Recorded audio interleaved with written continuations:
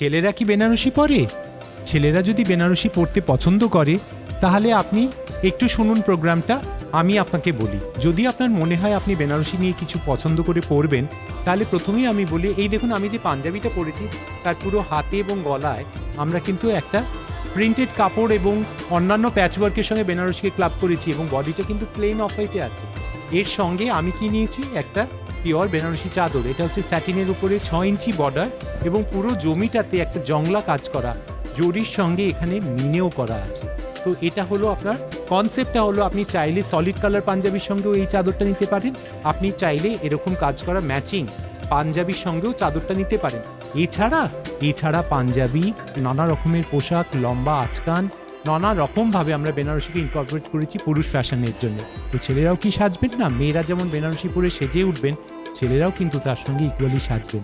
আমরা আছি আপনাদের জন্যে। স্ক্রোল করা নম্বরে আমাদের সঙ্গে যোগাযোগ করুন।